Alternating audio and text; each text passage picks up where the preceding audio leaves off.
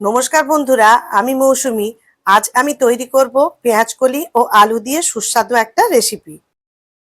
আমি এখানে 250 গ্রাম পেঁয়াজকলি নিয়েছি আর নিয়েছি দুটো বড় সাইজের আলু।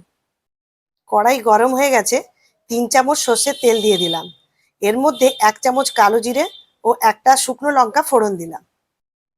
ফোড়নের উপর কেটে রাখা আলুগুলো দিয়ে দিলাম। আলুগুলো মিনিট 2 ভেজে নিয়ে এর উপর একটা ছোট সাইজের পেঁয়াজ কেটে রেখেছিলাম, সেটাও দিয়ে দিলাম। সামান্য ভেজে নিলাম। একটা মিডিয়াম সাইজের কেটে রাখা টমেটো আর 3টে কাঁচা লঙ্কা দিয়ে সামান্য ভেজে নিলাম। আর দিলাম কেটে রাখা পেঁয়াজকলি। এবার মিনিট 2 এগুলোকে ভেজে নেব।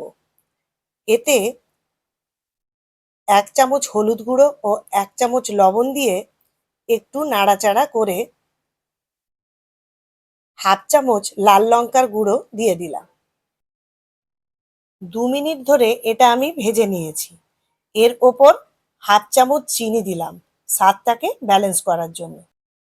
সামান্য নাড়িয়ে নিয়ে 1 কাপ জল দিয়ে দিলাম। এবার 5 মিনিটের জন্য ঢাকা দিয়ে রাখবো। 5 মিনিট হয়ে গেছে। আলু আর পেঁয়াজকলিগুলো সেদ্ধ হয়ে গেছে। এবার ওপর থেকে 1 চামচ গোটা পোস্ত দিয়ে দিলাম। এতে পেঁয়াজকলির স্বাদ দ্বিগুণ হয়ে যাবে।